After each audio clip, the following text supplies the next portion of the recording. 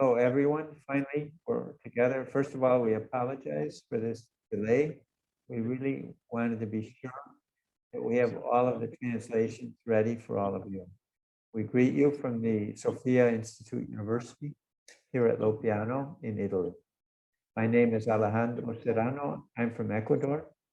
I'm a researcher of artistic education and the education of communion. And for me, it's an honor today to introduce this fifth lesson on education with the title, Educating in Fraternity and Development, the pedagogical proposal of service learning. This day, our three presenters are Karina Rosa, Jonathan Michelon, and also we have the participation of Maria Cinque. We warmly greet our three speakers. And before reading their profiles, I wanted to remind you that you can follow this webinar by YouTube, and you can also access our three channels of translation for whoever is connected in Zoom. We have the option of translations for Spanish, English, and Portuguese. In our chat, you can also write if there are any problems, technical problems, and hoping that we'll be able to help you out. So let's begin with this appointment. I introduce to you, first of all, Maria Cinque. She is a professor associated with education and special pedagogy at the University of Lumsa, where she coordinates the course on science and education. She directs the School of High Formation in educating together and solidarity. She is a member of the committee that's promoting the Global Education Pact, and she's the author of 100 publications and a winner of grants for research on an international and national level, among which are 2 projects, lifelong learning, and 2 Erasmus projects. She has carried on educational activities and research abroad at the UCLA and the European College Association, and MIT, Massachusetts Institute of Technology. Currently, she's a visiting professor at the University of Silesia at Catorce. I proceed with Karina Rosa. She is a teacher of education of peace in intercultural dimension and social pedagogy at the Sofia Institute University. She's a researcher in the School of High Formation, AAS, educating for the encounter and solidarity at Lumsa. And she's also a member of the committee that's promoting the Global Education Pact at the Holy See. She's an expert on service learning. And finally, we introduced Jonathan Michelon. He is a PhD in education with a concentration on international education and entrepreneurship at the University of Incarnate Word in San Antonio. He also has a master's in organizational behavior at Padua. He also has a specialization in business organization in Italy at Vicenza. Currently, he's a professor of online faculty in education and entrepreneurship in Dallas. Among other tasks, he has teaching in the US.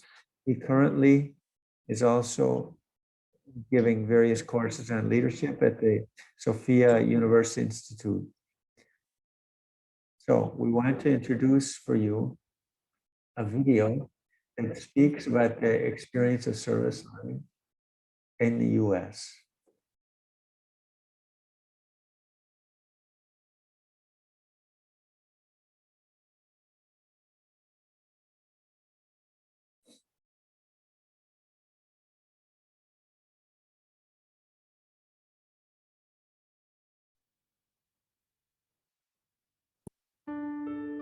We find happiness as human beings when we give, not when we keep. You definitely have to like find some way to contribute to your community or to the future. And they'll find that the biggest difference they make is probably in their own life.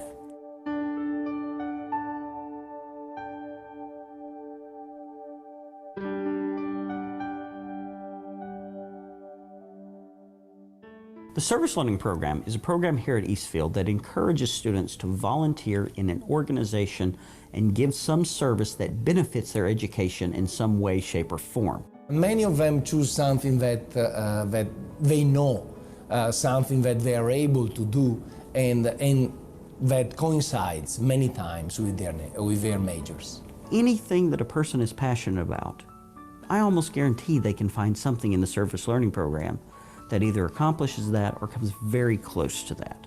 They develop a heart of understanding, they develop generosity, they understand that there are people that need help. It's going to make them a much fuller, much richer person to volunteer, to understand what that means. We need to show our younger generation how to be the best that we can be.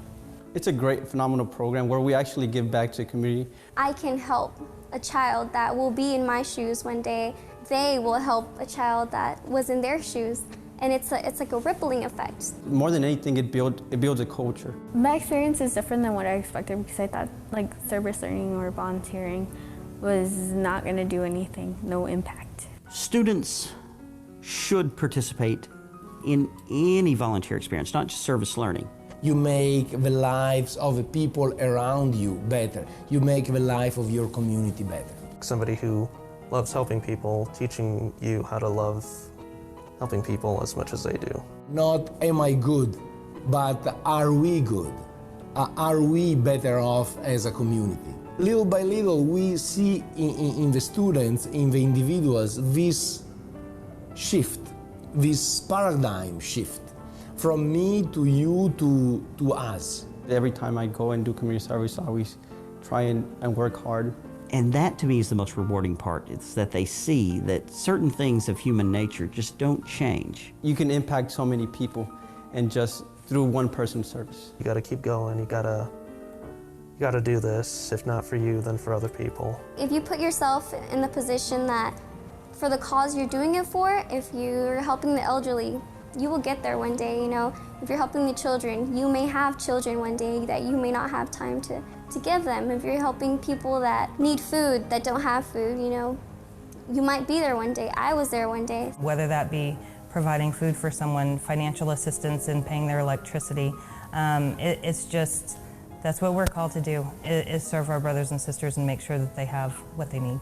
Whenever you focus on something, sometimes people tend to be in a little world, but when I do something now, I think about everybody around me, because you're thinking about the world, the people, not just yourself. Just try it once. You're gonna end up loving it, and if you don't, well, try again, because you're gonna end up loving something different. Now they're gonna do it with a bigger purpose, where they can actually impact their community, not just for themselves. Doing service learning develop civic responsibility, because my responsibility as an individual doesn't end with me, but ends with responsibility that I have toward my community and toward my nation. That's my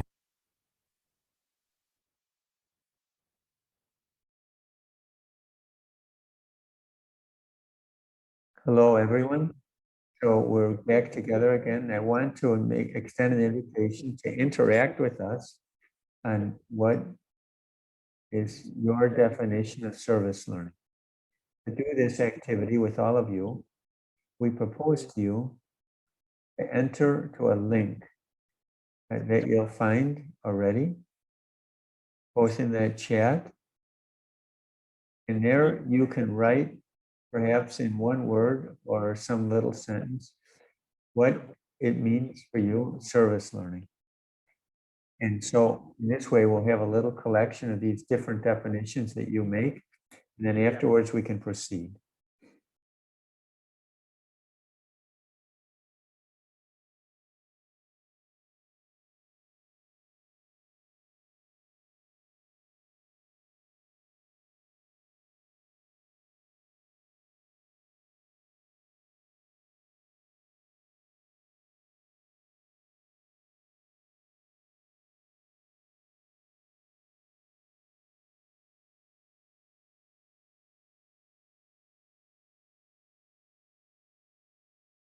The text says service learning is, give your definition, an educational journey that learning by doing and doing by learning is oriented to reaching a higher quality of learning with all of the protagonists, and together it's an effort to do good in the community for the community. A service done for the community, learning by putting my competence at the service of others, generosity, serving in order to love. Serving is discovering new dimensions of oneself.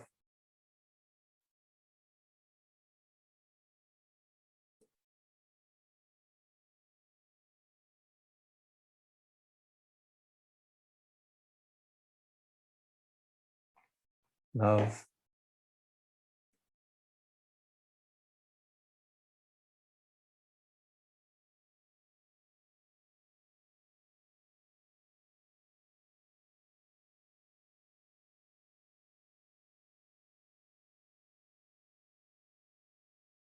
You can continue to write your definitions, but we'll begin now, each one of us, both Professor Maria Cinque, Jonathan, and myself, we will give a definition of service learning seen from different angles, perspectives. In my case, I will give it from the standpoint of inclusion. I chose one of the definitions that you wrote that touched me the most. That which says service learning is putting one's own competence, expertise at the service of the community.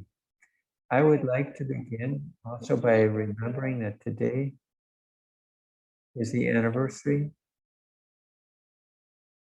the 30th anniversary of the birth of the economy of communion, which is born as a response to the scandal of inequality.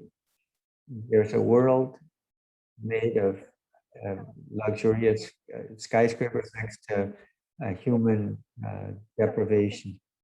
This scandal, this cry, requires some responses, structural responses, integral over. And one response is in economics, but it requires the coordination with all the disciplines. Perhaps, first of all, is education. As Pope Francis says, in order to change the world, it's necessary to begin from education. 30 years ago, I too felt this appeal with Gara Ludwig, and it changed my life. In that moment, I was a student of education and also very much committed in the social sphere.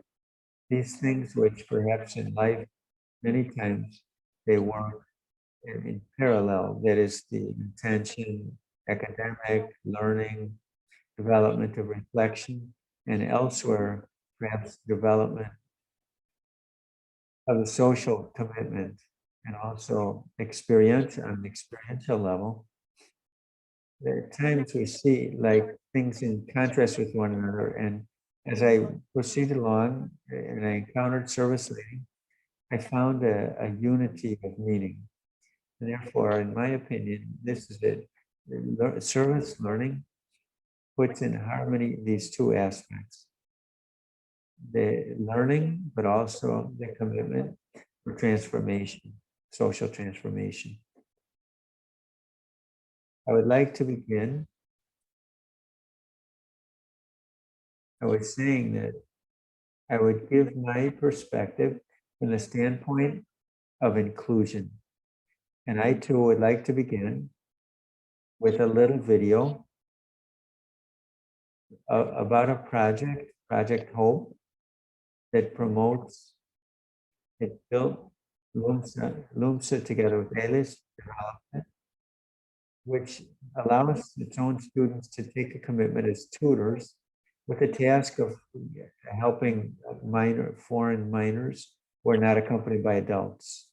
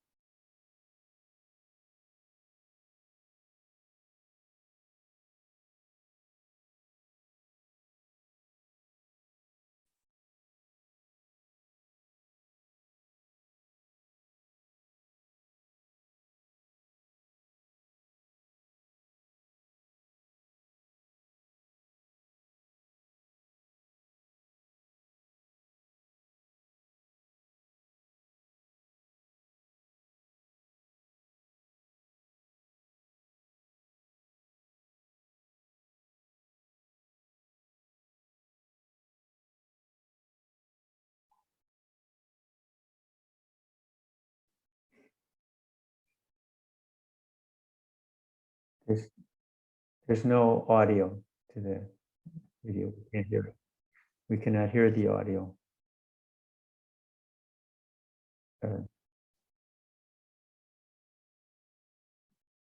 There are problems with the translation. We keep receiving messages. We cannot hear the Spanish. Someone's hearing Spanish instead of Italian. I don't know if we can check out the languages.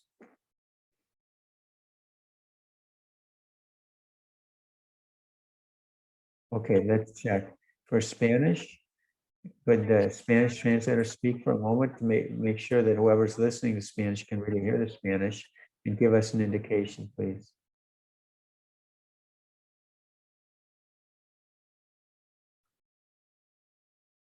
So I'll speak in Italian for a moment. We apologize again for these technical problems.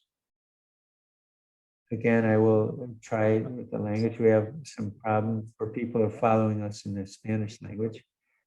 We interrupt. We ask for a bit of patience. Sorry. From here in the direction of saying Portuguese and English translations are going all right. So I'll continue to speak to see if people who are following the Spanish translation, if they're able to do it without problems.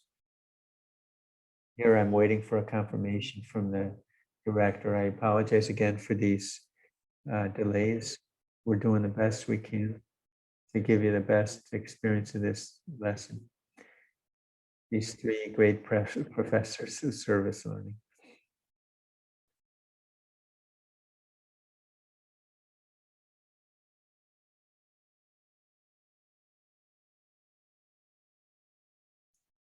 We know if by chance that in the chat, if we are already, if the Spanish translation is working technically.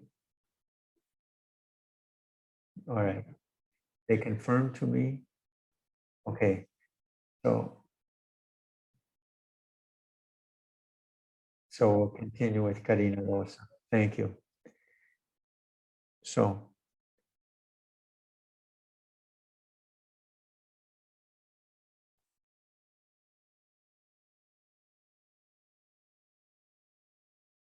we'll begin again with the video.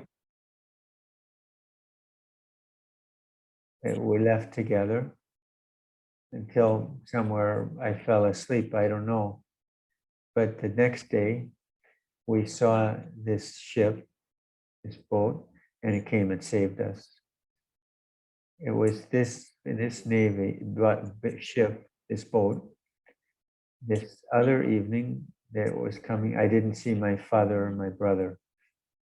So there was a man whom I met where we slept in Libya. I saw him and he said, the boat where they are, there are many people, they died. But I didn't see my father that when they saved the others, my brother. So I stayed inside this boat. I had this hunger. So I stayed there.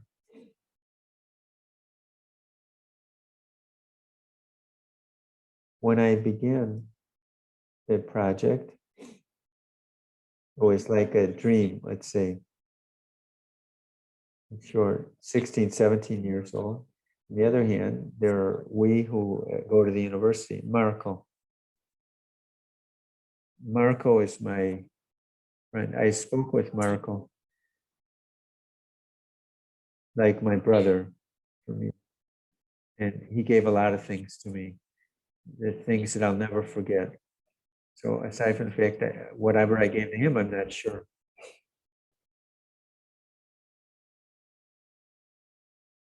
Having a slightly wider vision of things, I like this a lot.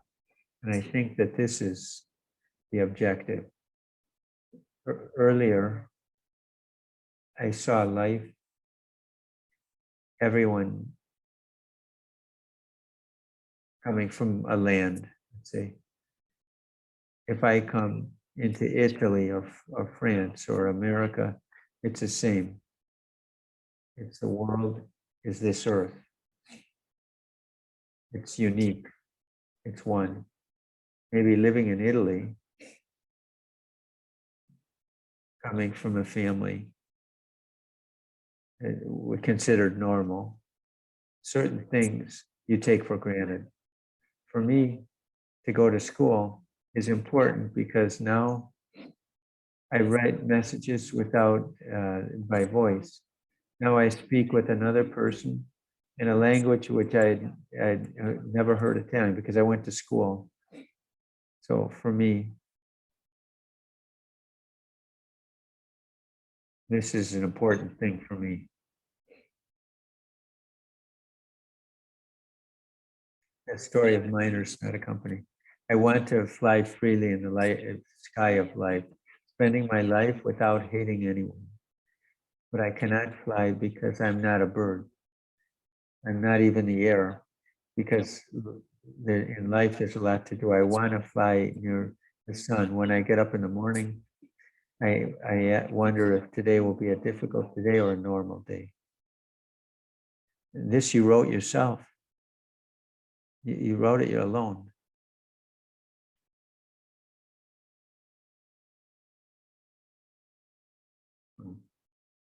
This is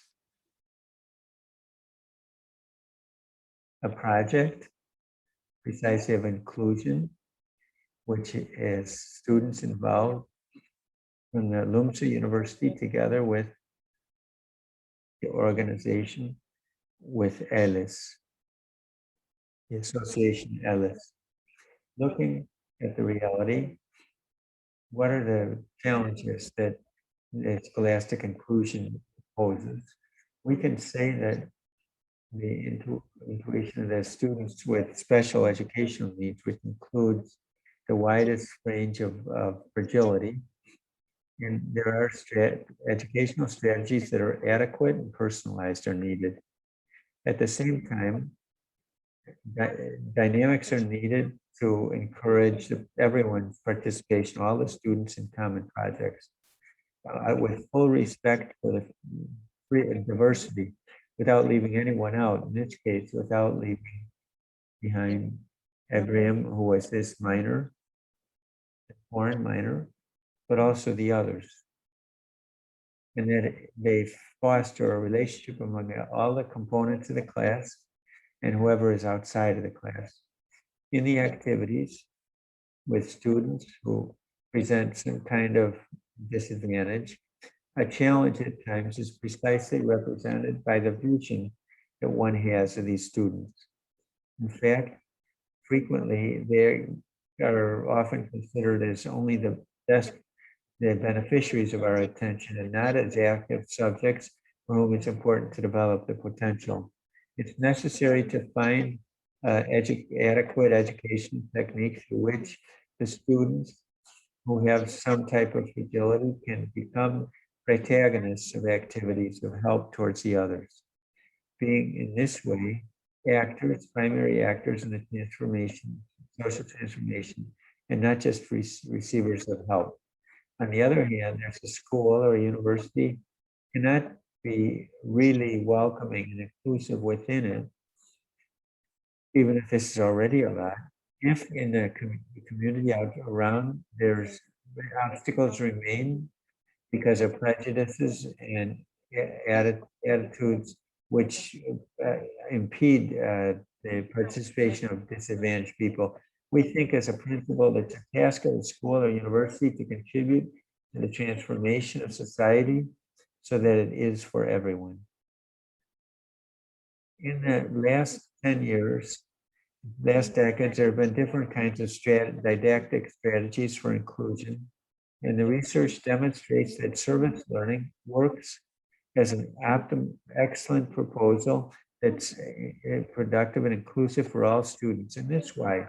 Because it generates a great impact on the equality of the learning, bring about deep changes both in the community that rotates around the educational institution, as well as in the student himself, who, because of his characteristics of being a protagonist, social dimension, undertakes a way that leads him towards active participation and transforming participation.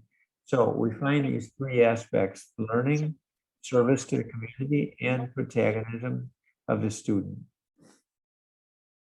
And the criteria were put together, which are the basis for a good educational inclusive approach. And different studies demonstrate the convergence of these criteria with the practice that's brought by teachers who apply service learning. I will briefly quote a couple. A good inclusive educational technique promotes the significance of the learning, transformation, the capacity of proposing activities that are challenging for all the students. The projects of service learning, all the other students are actively involved. In other words, each one finds his role in respect for his own interests and capacities. In this way, because of service given to the others, that is giving oneself, put in a field personal resources, and we acquire more and more trust in view of the results that were obtained, and also because of the relationship that was established with the community and also among the students. It's also a question of learning in a situation, and so it increases the level of the significance of an interest. Also, work with the community generates an educational environment that's stimulating for everyone, make relational aspects emerge and structural aspects and welcoming. In particular, students who have need for special education, some fragility, generally they have a tendency to isolate themselves, but in these projects, they find physical, social, and symbolic resources in the environment that make it their inclusion possible. Another aspect is that promoting education with real problems, working outside of the classroom. It is tasks that start from the problems of real situations. It gives students the opportunity to enter into a zone of something that's not clearly determined. It is finding capacity to resolve difficulties, facing difficulties, facing insecurity. The solution of real problems also requires competences which transcend one's own discipline, and it provokes also into the interdisciplinary dimension that involves several points of view.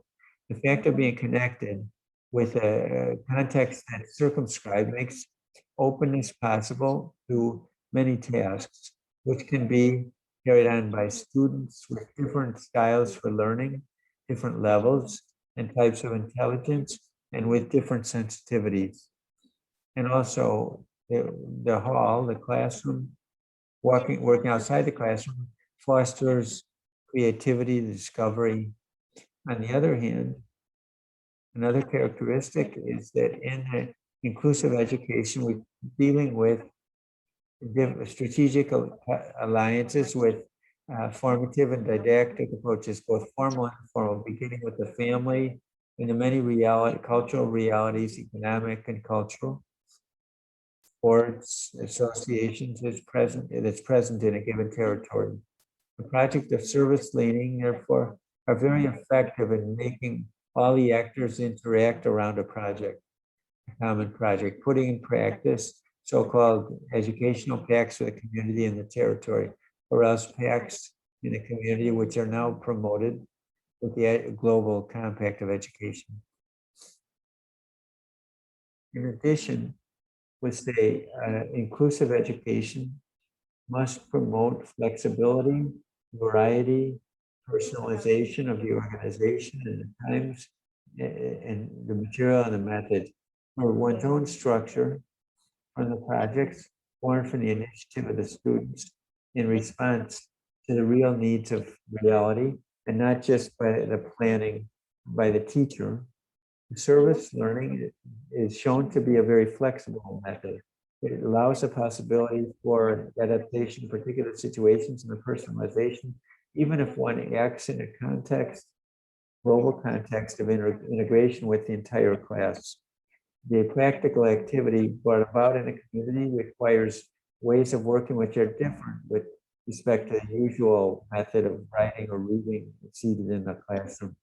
All the students participate actively on the tasks, respecting the identity and the expertise of each one, It's in this way, teaching to learn in a balanced way, service learning. A good inclusive education promotes room for reflection. And in service learning, action of reflection is foreseen along the entire plan itinerary.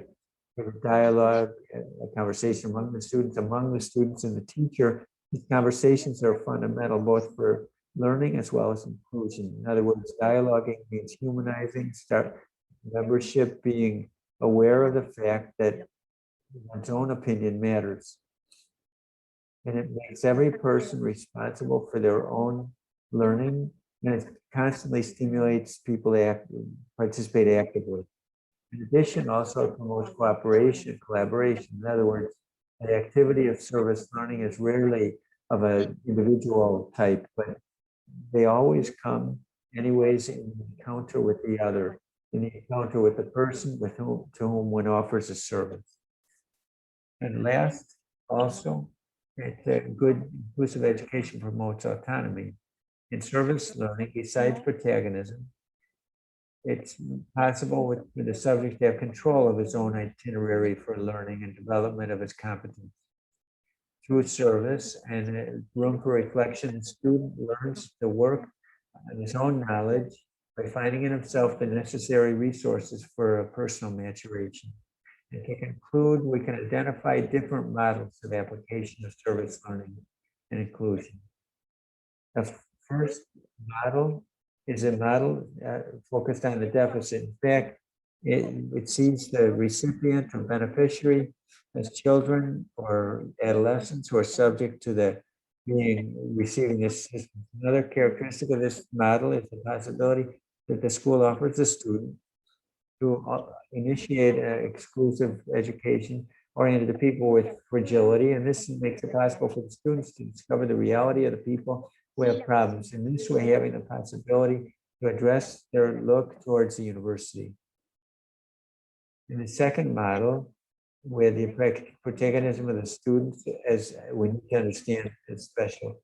It's based on a proposal of being residents or areas for redeeming people who need to rise up again.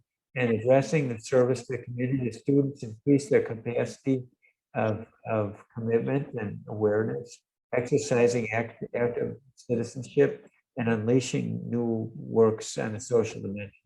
In the third model, a model of reciprocity, actions are organized with a lot of inclusion, where every subject includes the other in the sense of giving and receiving. In other words, the encounter with the limits and fragility of the other is seen as an opportunity of relationship.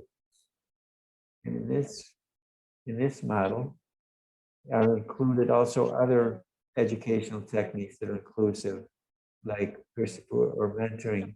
We've also seen in the experience of the Project Hope how this relationship is offered to each one and among the students.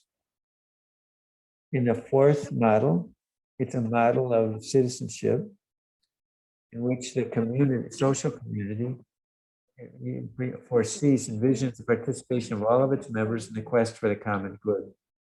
The city, in recognizing the educational role, and it takes it up, implementing all of its potential, building alliances and networks on the basis of inclusion of people, disadvantaged people in the society. And if we build good educational cities, as they've been recognized by UNESCO, and it would be for the territory that administers the education in Italy. The fifth model is that which we call a global model, in which there's a utilization of technology, and we've seen that it opens up a global panorama. And so to be able to have that contact with beauty and other things which are far from us, here we find in the model developed by Nicola, with the service learning and the intercultural dimension. In Sofia, we've begun this experience together with to which the students of education and peace and intercultural dimension, with some members of the indigenous community of Brazil, They find themselves involved in the development of a work of art which tries to recover the values and art of integral ecology. Now, to conclude, I would like to conclude with a quotation of my teacher, Nieves Tapia, who always inspired me, both for service learning as well as inclusion. That no one is too small, poor, nor special to not be able to give something to the others and to his community. Thank you. Thank you, Professor Karina, for this good introduction on service learning and inclusion. Now, we'll give the microphone to Jonathan Michelon, who will speak to us now of the aspects of leadership. And afterwards, we'll conclude with Professor Maria Chigue. The microphone is yours, Professor Jonathan. Thank you, Alejandro. I don't know if you can see the screen that I shared. Can you hear me? I hope both things reach your view and your hearing. So let's begin. Good afternoon to everyone and welcome. Let's begin by following the Socratic advice of posing questions. How can we approach leadership? How can it be connected with service learning?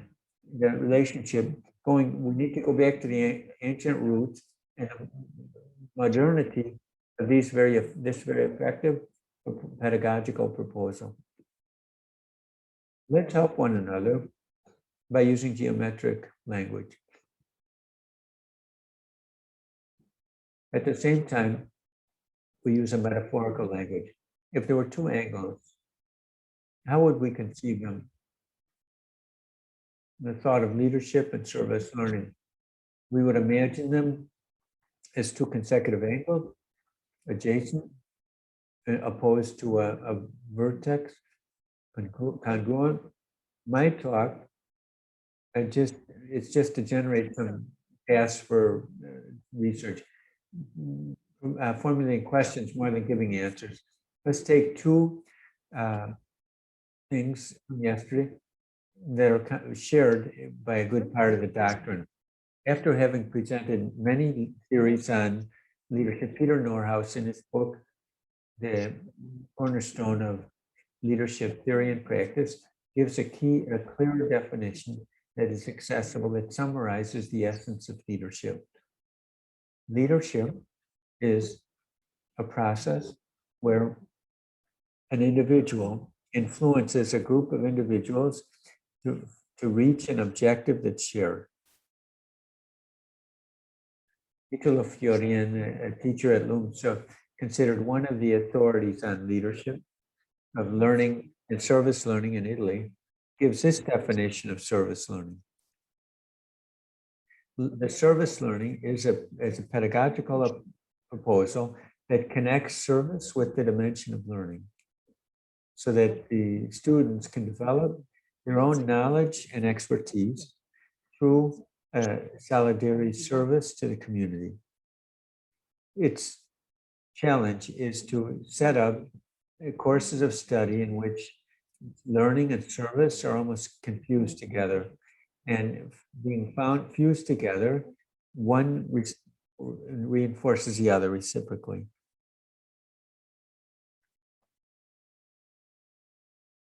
A story to better understand, however, without thinking of the angles, at least for now. Let's listen to it. San Antonio, Texas. Nancy is a student in the first year of political science. She has great dreams. Imagine the possibility of new worlds for her and for her family. She wants to become someone. She wants to make a difference, to have a career, to be happy. It seems, however, that she doesn't know where to start. She has very big doubts on which department she should study, and she's very undecided how to proceed. She possesses a natural capacity to impact on her own companions. They almost instinctively follow her, and she's capable of convincing them of everything. They do what she says, and she says what she says what she does. She does what she does. She works well in the group. She's charismatic and respected by everyone. The university where she studied offers her the possibility to have an experience of teaching, learning, and teaching within a program of leadership, extracurricular, inspired by the thread of leadership and service. This formative proposal, besides the service, includes times of learning with the teacher, group study, learning experience, trips, peer-to-peer learning. It's a project which is rich with innovative methodology and formative stimulus. Nancy implements her task of leadership right away that she learned from the class. Among these, the motivational attitude, the ability to influence the basis of leadership, the management of the group, teamwork. She does it in a tutoring and mentoring program for children at an Catholic elementary school in the poor part of the city, in which she puts herself at service with other students who go to take the same class. After 2 years of service, Nancy understands progressively her own calling in life. She wants to become a teacher, and she wants to inspire others to enter into the world of teaching, especially in the schools in poor neighborhoods. After a conversation of orientation with a teacher of education who helps her to reflect on how much she has learned in her class or her itinerary, she registers for the education field. She finds her way. She gets a degree with the best grades. Now she teaches. And she is fulfilled, and she contributes to the community where she lives. Many of the students that participate in that leadership program found places of responsibility, social responsibility, but they didn't lose. Rather, they developed with the spirit of service for the community and that attention to the actions that animated them through the years.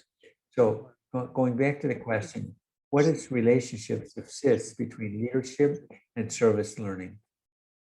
What are its characteristics? What kind of problems do they include? The first characteristic of the relationship is that of mutual dimension, of reciprocal enrichment. And it really is, it's part of this material, leadership, and this specific methodological and educational approach, service learning. The discipline of leadership, as we noticed a short while ago, is a subsequent application of expertise that's included in its doctrine that make the service learning more effective and incisive. After school, the benefits of the implementation of the techniques of management of the group and personal influence to better serve the student population.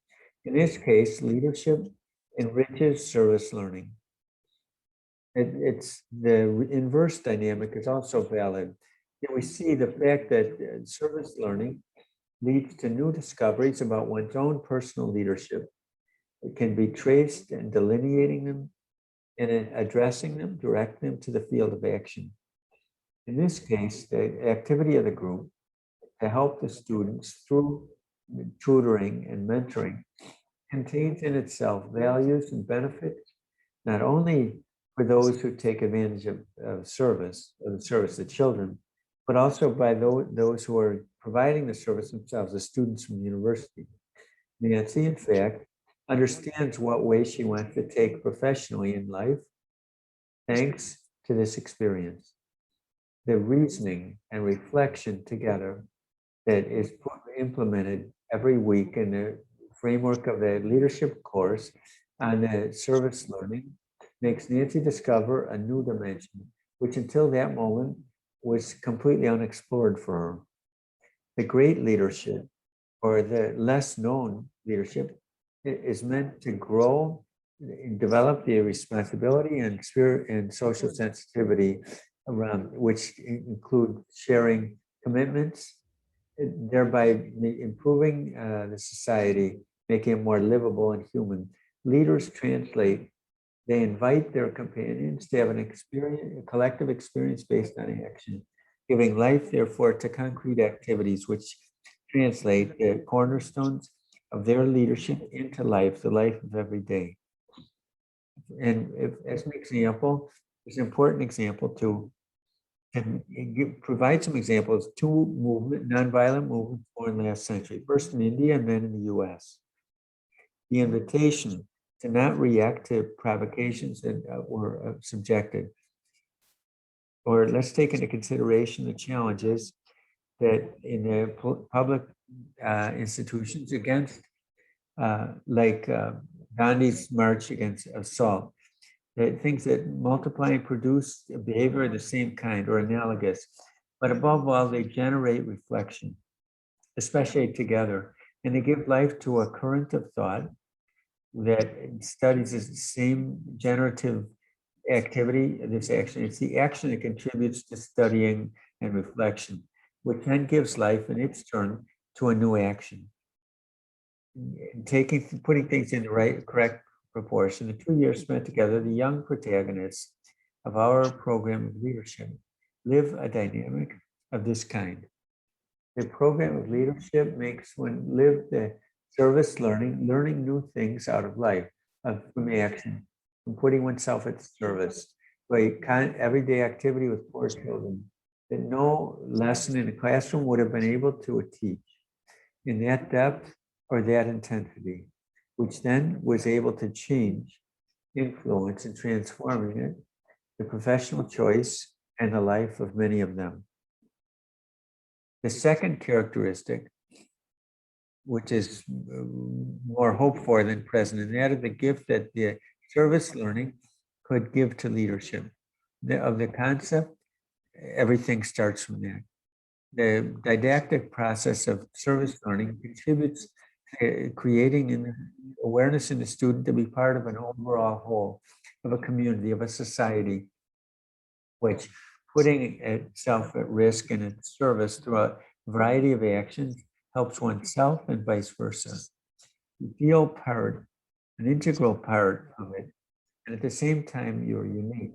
You understand that the development of any kind of capacity, both human and professional, even has something to do with him, the person, and then with the society in which one lives. This dynamic of progressive conscientization to be part of everything can become a great teaching to be translated into the field of principles of leadership. Young leaders would acquire a social dimension and communitarian dimension, which is indispensable for the influence exercised over others and the sharing of common objectives. Above all, in the period in which we are living, which I would define as fragmented globalization, in which the awareness of local communities and international is still very basic. Well, we could affirm that certain leaders, both on the political as well as economic level, possess very little awareness of the common good and a lot of awareness of themselves. Developing, therefore, their capacities for themselves are not in favor of the society, but at the expense of the society. The third characteristic of this relationship is represented by what is in common. The common answer is the idea of service, that learning, service learning and leadership, and especially among the many kinds of leadership of service, which is also called servant leadership. There are two realities which are united in theory and practice by the concept of service, on which is based all of their doctrine and all of their thought. For example, from 2014 until today, the Polytechnic University of Hong Kong considers service learning as a vehicle for the development of the leadership in its students. The academic classes all have within them a component of service learning, which is integrated with the content of the course itself, which, however, is meant to develop gifts of leadership as relational capacity and help, awareness, and social responsibility, together with capacities of dwelling in a globalized world, digitalized world, and rapidly changing world. The programs and the consequent reflections on the projects of learning, service learning, as a development of leadership were created with students and by the students after an attentive, careful analysis of the needs and in anticipation of the community, in view of the community in which they live and work. Service, being the least of a common denominator, is a propulsive motor for learning, and it offers didactic educational techniques for the development of pro-social things like help, sharing, empathy, taking care of the other, solidarity. And it's also the spark that gives life to a leadership based on attention to the others, empathy, the spirit of team spirit, need for followers, and consistency, the desire to put the others at the center, and on a calling, altruistic calling, which all the principles are based on. The students of San Antonio, even if on a more basic program, they are living this, that doing service learning in the poorest part of the city. It seems opportune at this point, even if the metaphor of explanation based on geometry, Euclidean geometry, could be fascinating. To look at another metaphor, a more plastic, lively image and less categorized. Why not choose it? The passage from the over to the butterfly. That initial experience of humiliation helps to develop the person, community, and society altogether. It's a community rather than closing in oneself, the one who doesn't know or doesn't understand. They're elevated to the preferential vector of learning. The transformation of the concept of serving is a passage from the cocoon to the butterfly. It's a metaphoresis that if a person is born with perfectly geometrical designs with a great variety of colors. I would conclude by offering you two indications how to live service leadership that come from the doctrine of Chiara Lubick. The definition that Chiara Lubick gives to leadership in 2004 is leadership is service to unity. Who is the leader for Lubick and who serves? To create unity by offering oneself so that we generate, influencing others for them as well to be pushing in all fields of human action. In what way to serve humanity? She says it herself. Make ourselves one with every person we encounter, feeling in ourselves his suffering, resolve them as our own thing, made our own out of love. In other words, no longer live closed in on ourselves, trying to bear the weight of sharing its joys. Therefore, empathetic leaders who deeply understand their followers because they have them in their heart. They put themselves on the same level. They give value to them and they start out from their needs and they reach together the goals that both in common agreement establish. Leaders who put the needs of the followers before their own, the others before themselves. Thank you for listening. Thank you. Thank you, Professor Jonathan Michelon, for this new fresh definition of leadership, which also includes taking care of others. And furthermore, in this time of pandemic, where the second, now I give the microphone to Maria Cinque. She will now talk to us about this aspect of service learning, but in the media. So we give the microphone to Maria Cinque on service learning. Thank you. Thank you for the invitation. After the two beautiful talks on service learning and leadership, I want to share. Spontaneously, a question could be born. We saw how this approach, pedagogical approach, is deeply rooted in the territory of reality. Is it possible to reconcile this approach with the virtual reality? I would like to delineate what have we learned during the pandemic. And I start from a metaphor which I didn't invent, but a person in ethics at Oxford University invented it. In this epic, he was already saying it before the pandemic, we live in the so-called epic of the mangrove. The mangroves are plants that grow and they proliferate where a river and the sea converge. So they live in water which is neither sweet nor salted. And they learn to adapt in this water that has some salt in it. We too, in the last period, we learned to adapt ourselves to a world which is not, it's not just completely digital, but it's a world which is hybrid in some way. During the first pandemic, we found ourselves during the first lockdown, and then the second, we found ourselves in front of some educational challenges. We know from the learning, it's not just a kind of transmission of concepts. So first of all, we had to rethink the way we're teaching with different methods. But in 2020, what happened was simply a transfer online, what the teachers were doing in the class. And what was defined, emergency remote teaching, an educational approach at distance. Whereas what declined, another fundamental aspect of education is the social dimension.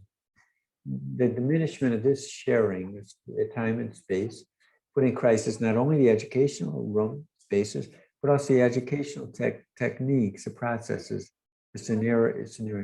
So for us, talking about learning in the world, there are various experiences in university that have initiated the online learning, and they're prevalent. Most of them are online learning. And it's precisely in this context that service learning was born, or virtual service learning. That is, within these courses online, service learning, virtual service learning, in reality was born precisely to foster mechanisms of socialization, and also mechanisms for the practical implementation, concrete, on one's own territory, what students were learning on. So next to the academic content, service and reflection would be there to guarantee precisely next to the cognitive process.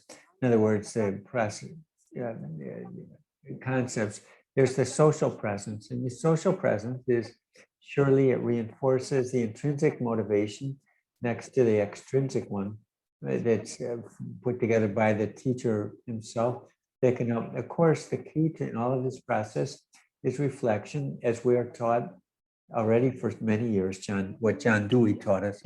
And in fact, what is virtual service learning or e-service learning? It's a service learning mediated by technology, conceived in a situation in which communication, face-to-face communication is not possible. So between students and the beneficiaries, it's not possible. But in reality, there are some specific declinations, developments, elaborations, which do in such a way that this e-service learning is not just a mere surrogate or a rough copy of service learning when we're physically together, but it has its own specific characteristics. In fact, when researchers who worried about this in the past, this framework, have demonstrated to us that in reality, there is a range of possibilities that go from traditional service learning to various hybrid forms of service learning, which will then say extend the possibility of service learning also for traditional courses. They extend the possibility of service learning, making it much more flexible to an experience of service learning in which naturally everything comes online, both the service as well as the learning. In particular, I like to show you this screen in which, in some way, are represented the various typologies. Naturally, it's a scheme framework, so it has some limitations. However, it makes us understand, helps us understand that we can have a kind of service learning, which the learning in the present and service in the present. So we have a traditional service learning. We have a hybrid service learning, like the first one. What learning comes online in the service in the present, where essentially what was born in a university with this type of the reality of the students were learning online. Or we have e-service learning of this second type, where the learning is in the presence and the service is online. And something that happened to us during the first lockdown last year, when effectively we had a laboratory for service learning, which is transversal for the entire Department of Human Sciences, Humanities, Psychology, Education. They were being followed in the presence in the initial part of formation in service learning, but then they found themselves have to do service online. So we had to modify a bit the structure in their experience. And then we have, let's say, e-service learning hybrid, which is type 3, which puts together different elements. In other words, the second lockdown, we also had the possibility to experience this flexibility, which in some cases technology makes possible, and ultimately extreme service learning, as we said before. It's interesting to note that the traditional triangle of service learning, in other words, the teacher, the student, and the community, here is transformed into a rectangle, a square, in which next to the three protagonists, there's also another figure, fundamental figure above all. If we're dealing with taking advantage of technology, it's a little more advanced. Like the technology becomes the focus of the project, then we need a digital animator or a technical person who can help not only the teacher and the teachers, but also the partners in the community. Karina already elaborated the criteria for quality of service learning. And also in service learning, the relationship of inclusive education. What appears indeed on best practices in service learning is that it's very important precisely to provide a formation for the students, the teachers, but also for the partners in the community, to mix methods and stages of communication at the same time and different times. In other words, to have a quite varied model, utilizing groups, and therefore finding room for the groups within the online platform. And you can see how for a project, we had to do this to locate a space online which the groups could work and communicate.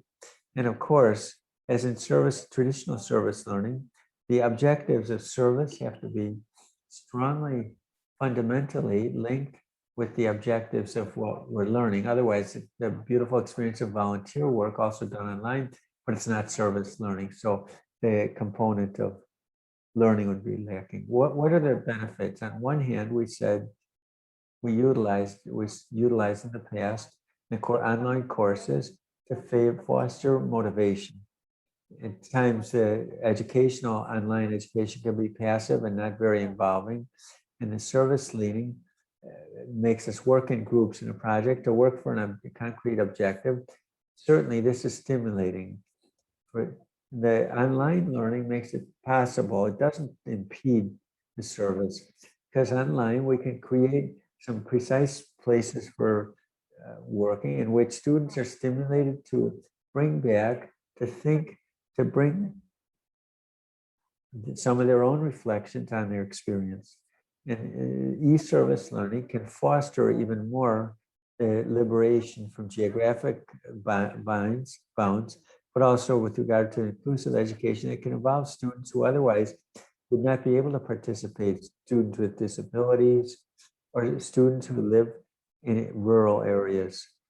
Their service learning surely is seen with the configuration that our education is taking, probably will take an important component in the future of service learning.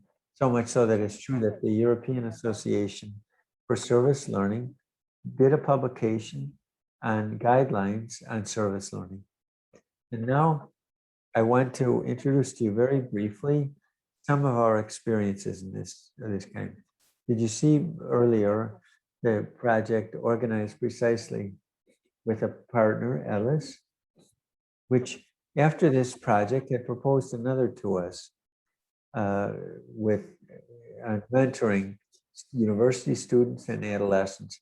In this case, we're dealing with adolescents, above all Italians, who had undergone a process of restricting their personal freedom because they had committed some crimes. And that's why our students in some way accompanied people in this process of reintegration into society. And initially we saw them personally together. At the beginning, when the pandemic exploded, the project was put on hold. And then thanks to Ellis, which also provided these teachers with the necessary tools to continue this itinerary. And the experience began again. Of course, it began mediated by the computer, but the reality is the project went so well, it's still today, for some of them, this process continues. It continues on the basis of volunteers, but some of our students continue to have exchanges with these adolescents. It's a matter of a situation of direct service learning, in this case, mediated by technology. And let's say the technology is not just the principal focus. They made it possible to have a connection, a moment which there was another kind of relationship was not possible. And it was useful, the fact was useful. I would like to emphasize that within this project, the adolescents, precisely who had had problems with justice, were incorporated in a formation course on technical competence to develop everything in the city web and to develop creative projects of webinars. So all things considered, even the adolescents in the projects developed through service learning their capacity. Another project that we held last year during the first lockdown is a project entitled I Like You, I Similar to You. Was initiated by a group of students in the technical psychological sciences. They were trying to address bullyism and mistreatment. They created a database of initiatives precisely to counter cyberbullyism. They collected all this material and then they put it on a page on Instagram. The interesting thing is that thanks to this page, they entered into contact with an association of mothers, and who in fact, they wanted to initiate a dialogue of prevention of cyberbullying, but also initiatives of accompanying children during the pandemic. And that's why the students, they approach the students through stories, drawings, and so on, always connected with the theme of the dangers of the web. In this way, the students put it in play some of their expertise, which they were learning during the course of studies. Many of them had dedicated, but they were taking exams in psychology and development. And at the same time, they had a service that was useful to the community. It's a matter of a type of service which goes counted according to the research on service learning, because they did some research and they evoke service learning. What they did in some way created, let's say, a campaign of sensitization, even if then in the final phase, an experience of service learning was given, even though it was taken by someone else. And finally, I would like to present two groups of projects to you that were pulled off this year during the PCTO, that is a school of work for development of the transversal comments in two high schools, one in Rome, one in the province of Rome. Not being able to go personally in Che, both for the formation that happened online, and we thank the persons who advised us. The students have then carried on projects, in some cases in the presence of their own territory. I would just like to quote this, a curious itinerary in which the students thought of creating a group of 7 students, that their code would put some adhesive patches on different parts of the city to help young people from Palestine, a little city near Rome, but rich with history. They help them to know the story of the movement. In other cases, precisely, it's a matter of projects of advocacy for the rights of animals, women, abandoned children. There is another group, Carry On, Miss Chiali, the Roman, near Rome. Here, as you see, there are many areas that have something to do with different issues, social issues, which the students say maybe they're interested in this or that. They did some research and they're looking for some Instagram pages or pages on Facebook, or they could do some interviews fundamentally to collect information that is sensitive people of these important issues. It's interesting that in these projects, the university participated also with students in the science of communication, helping then the students initially to really have a new residence. In the case of the project of the school, it was sustained in YouTube because these students reached a level of 1 million users, something which had never been occurred in a non-university professor.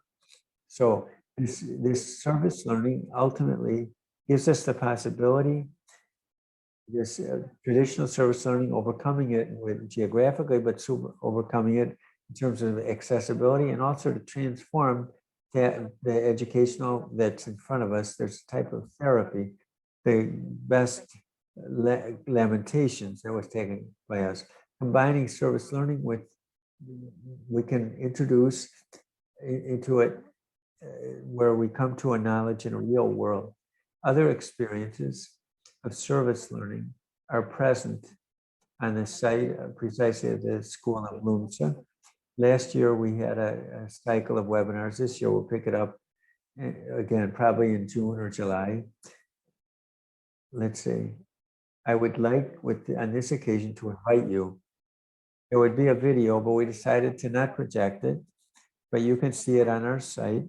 Instead, we will ask you, while we open up the dialogue, to respond in chat to these, again, to have your feedback, final feedback on service learning.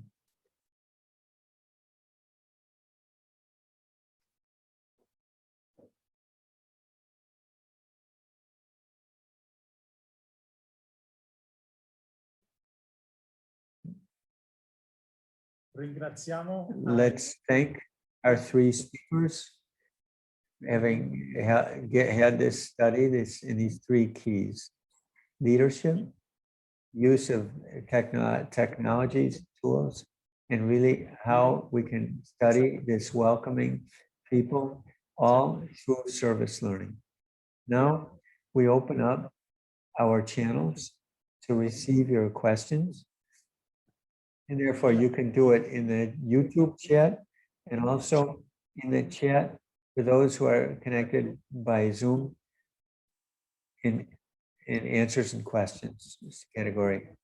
I have a first question for Professor Maria, and it regards specifying what could be the new proposals that can be develop young people who are still going through this experience of being closed in because of the pandemic, and how can they take advantage of these means to have an experience of service learning. Thank you. Of course, in this case, really, let's say limitation is just the limit is just the imagination. Besides the experience that I presented, we also had other experiences of service learning, which perhaps were identified because young people saw themselves in their own context in little local exercises, which they're not able to survive after the pandemic. So they created not only, we could say, promotional initiatives for these local exercises, but also creative initiatives. And that's why projects in such a way to promote the context local. Another project that I already told you on schools was a little project born from the sensitivity of some that students communication initiated. Obviously, the problem was not resolved, but to bring to the attention 1 million people, it's not a little thing, the problem which is so important. The technology, in fact, it would be a means. Technology can amplify some topics, and therefore, really, in some cases, we know precisely service learning has its resonance in the community, but to make it a bit, as perhaps Karina was saying, to make it global, also projects of service learning in cooperation in countries on the way of developing, they can, because of technology, and I always remember the doctoral student is carrying on a project of e-service learning in Guatemala, in which the university professors are the ones doing the service learning. Let's say a little university not far from the capital of Guatemala, that they're starting it over again. And we've begun a kind of exchange of lessons between Italian university professors and Guatemalan university professors to collect the heritage of resources that were used locally, that they'd bear fruit for those who may not be able to carry on activities in zones in which the quality access to internet is not so good, so that it can be put into a data bank.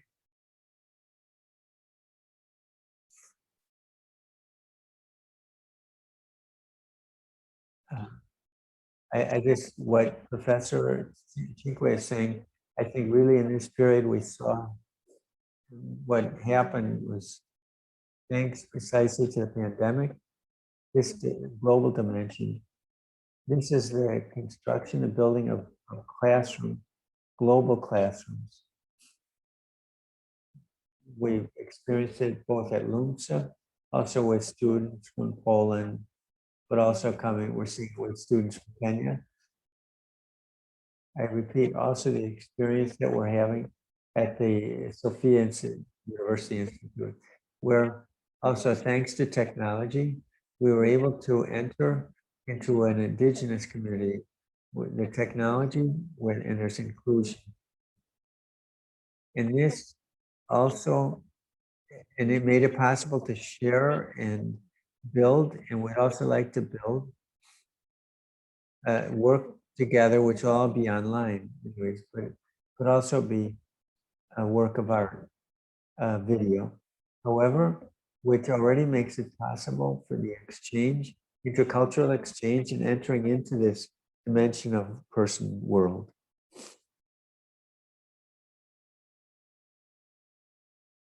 There's a question, if I can respond also live, to the experience of service learning in the elementary schools and the private schools. Yes, certainly, yes.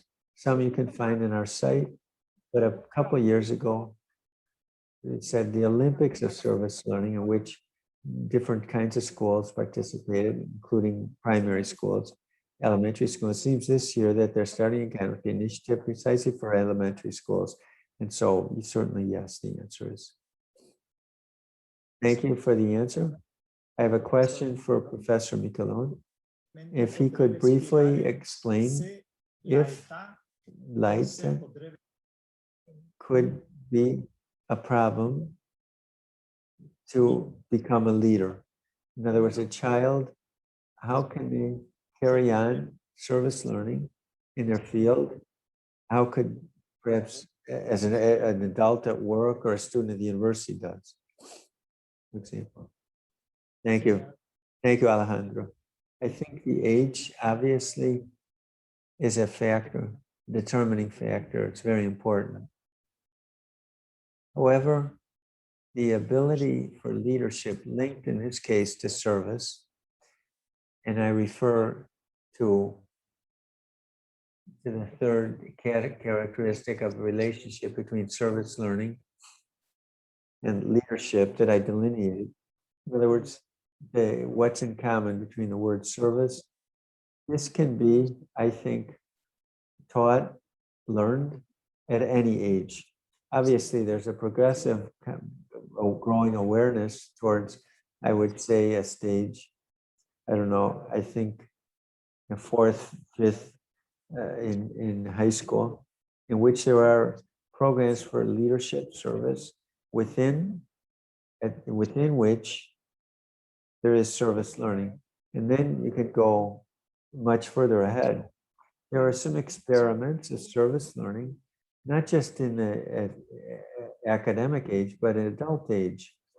In other words, adults who begin a program of learning, and they learn things when they're 40, 50, 60 years old, and they're able perhaps to develop their leadership. And remember, it's always the influence on others towards reaching an objective. They discover things about themselves, perhaps at that age. It's clear that there's also a tendency, innate tendency, I would say, I think, in the children, for example, for leadership. However, they don't know how to quantify or codify, they may not even be aware of it, because it's behavior of adults that's significant in their life, which could be the mother, the father, or a limited circle of adults in their life. Thank you. Before greeting everyone, I would like to let you know of a question that came on the chat, a last one. And afterwards, we'll go ahead and close this webinar. And please, I ask Maria Benedetta if she could read this question that came before concluding this webinar. The question, I think it's addressed to all the speakers, is posed by Lucia Cardoza from Kenya, and she asks, is it possible to know how Sophia could give courses, formative leadership, open to all young people from 5 continents? I can begin. Thank you, first of all, Benedetta. And thanks also to Lucia Cardozo from Kenya. We're organizing, surely there's a need, a demand that comes from many places. We're starting with some projects of leadership, also e-leadership. In other words, done online and probably becoming in the different territories. Yes, it's a leadership, however, which starts, as we saw earlier, a leadership that starts together, it's built together. And also the principles of leadership are written together and then implemented, among which what's fundamental is service and then relationship. And then they're evaluated together. So there's a circular process of action, research.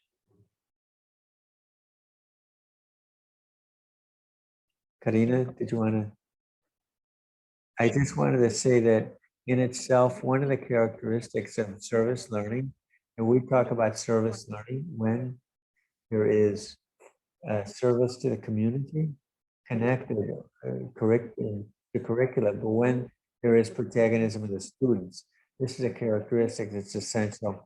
So whoever does a project of service learning or is incorporated in the curriculum of the formative proposal, they're already being formed as leaders in whatever age they're in. As I said earlier, there is no one, even if they're small, even if they're any kind of disability or poverty,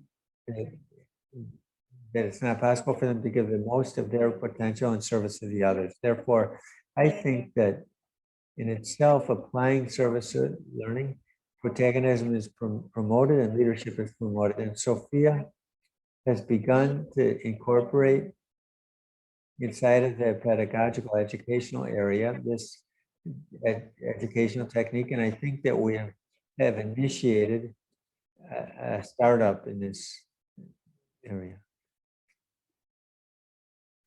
I would also add for leadership, like for many other areas of expertise that's transversal, service learning represents an additional value, added value, in the sense that for years these have been worked out and developed with courses on public speaking, for example, specific courses. If you want to, they work a little bit more on the surface. The great merit of service learning is going very much in depth. We saw in the experience that was Jonathan showed us, really changing the perspective of a person and surely also changing their values, which is an important component then of the competence of the. So we too feel that we've seen from the foundation of the school, really to foster in students in our university, but also other universities, this greater awareness of their own leadership and their own.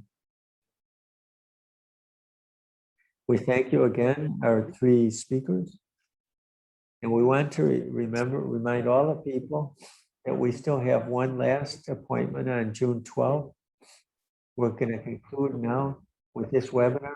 Thank you really, Karina, Maria, and Jonathan, for all of this information, the valuable information on service learning, and how we can also use in these times of the pandemic in which we think that everything is a bit more difficult. But we thank you very much. We remind everyone to register right in the email if there are further questions for any other type of information. We greet you from the Sophia Institute University here at Lopiano in Italy. Thanks to each one.